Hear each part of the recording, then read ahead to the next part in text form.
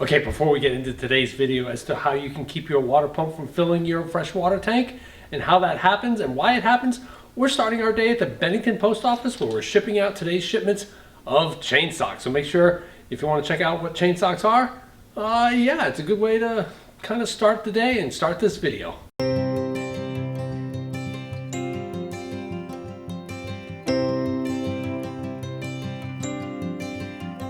Okay, welcome to this week's episode of Luv Subbin. And what are we doing today? We're going to be demonstrating one of the most common questions that we get on the internet. Yes, you know, we've said it before. We get a lot of the ideas for our videos from Airstream addicts.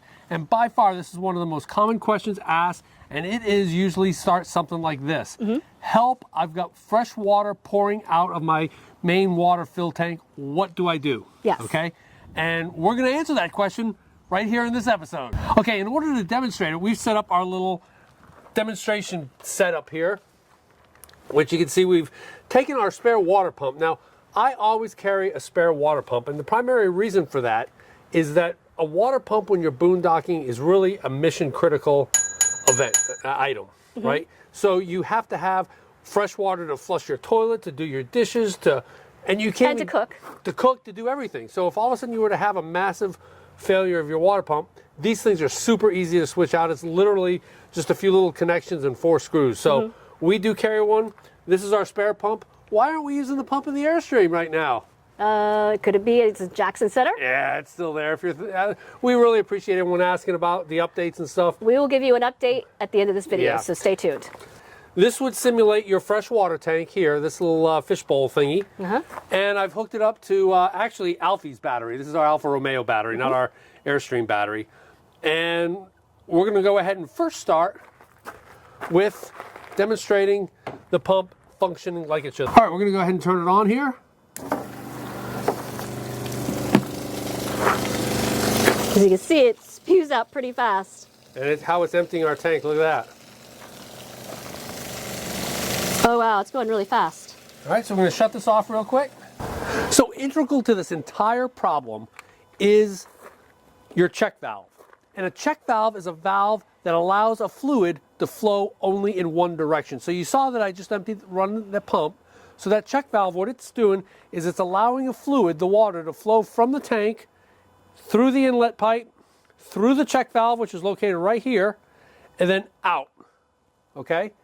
Now it only works in one direction because the purpose of the check valve is to make sure when you're hooked to city water, your water is not flowing this way through the outlet pipe into the inlet pipe and then filling your tank. So let's go ahead and test that right now by hooking us up to our simulated city water.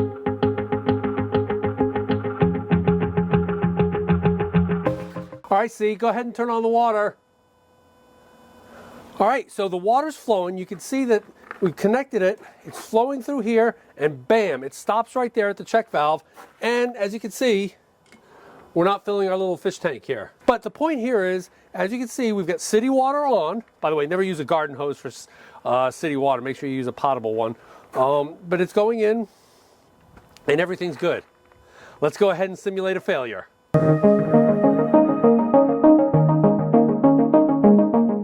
All right, but before we do that, let's head on up to the Luv Subbin lab and take a closer look at this check valve.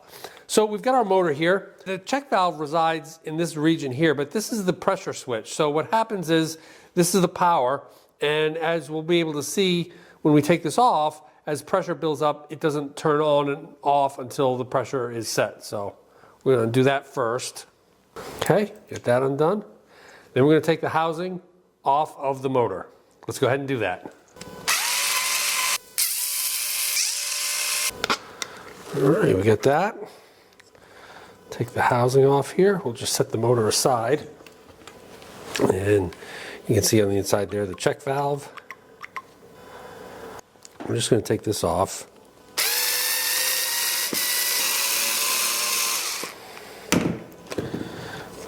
All right. And we can see there's the pressure switch. It is this thing here. Builds up pressure, it'll press up against this and then turn off the power. All right, we're going to take this off first. Using a little small screwdriver? Yep. Is that like a little plastic cover? Yeah, it is. Okay, we're going to take this off. So you've got these two, you've got these O-rings that go around here, those could fail. But you really just got this valve here. That's when it's open, that's when it's closed. That's when it's open, that's when it's closed. All right, so here's how this works. So in our housing here, once you turn the water pump on and it sees that there's not a lot of pressure, it turns the motor, which then draws water in the inlet. It fills this chamber and then builds up pressure as it's pumping. Eventually that pressure builds up to the point where this will get pushed in and it'll allow water to flow out this hole right there and into the plumbing system. And then as pressure builds up, then it'll put force on this, turn it off, pressure will go down, and then this spring will release itself. So what will happen is when you turn a faucet on, then the pressure here will get reduced.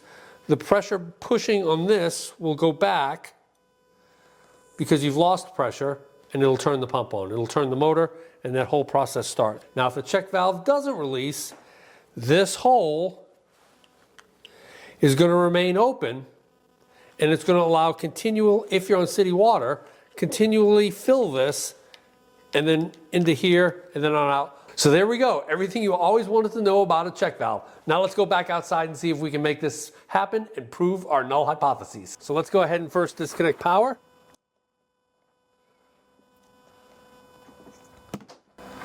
And let's start removing the housing.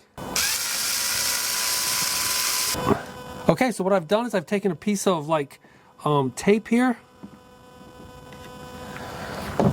and put it into the check valve. And what this would simulate, what that would simulate would be something like dirt or a piece of crud or something, sediment pulled up. You know, you should have a filter before your inlet pipe to pull out those big pieces of particulate matter or scale or something. But what happens is that check valve gets stuck open like that. Mm-hmm. All right, so we learned you have to put the pump back on because as you can see I'm a little moist here. So we're going to go ahead and put the housing back onto the pump and test to see what happens with a failed check valve. Okay. All right, so we've reassembled the head. We've got a simulated failed check valve. Cindy's going to go ahead and slowly turn on the water. And what's our null hypotheses?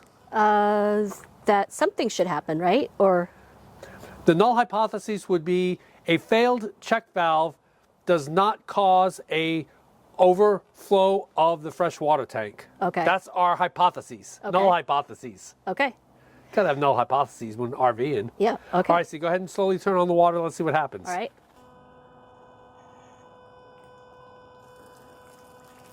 And there you see it. The check valve has failed. Cindy's turned on city water.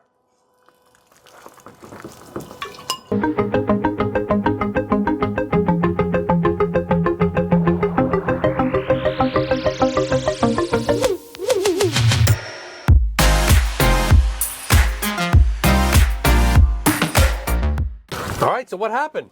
It looks like we know the null hypothesis. We reject the null hypotheses and we say that a failed check valve will fill your fresh water tank, and you'll notice it'll be coming out the overflow valve. So it'll fill up the fresh water tank and then it'll come out the overflow valve, and that's how you can tell you've got a failed check valve. Yep. And so what's the solution for that? And so the solution is to kind of take yourself off of city water, make sure your tank is full, and then run through the tank with the pump, and then put the city water back on, and then maybe do it again with the pump. And what that's doing is it's opening and closing the check valve, and hopefully it'll either reseat itself or clear out any crap that is in that check valve. Yep. So if there's a harder fix too, right? You would have to take it apart. If that doesn't happen, then you don't have to buy a whole new water pump. Not yet. You can go ahead and take that housing off, check to see if that spring is loose. Is loose, or it's not opening and closing properly, and then you can buy another check valve. We'll leave a link in the description to our check valve so that you can purchase that if you desire. Mm-hmm. So I've also got this little diagram that I did again, for Airstream addicts. And it's kind of, if you want to pause this, take a look at it, kind of absorb it all in to see how the system works so that the next time you see water flowing out your freshwater fill tank, you'll know exactly why and how to fix it. All right, before we end this video, how about a quick sub update? Yes, we talked to them about a couple days ago, right? Yep. And they basically said they were waiting on a part.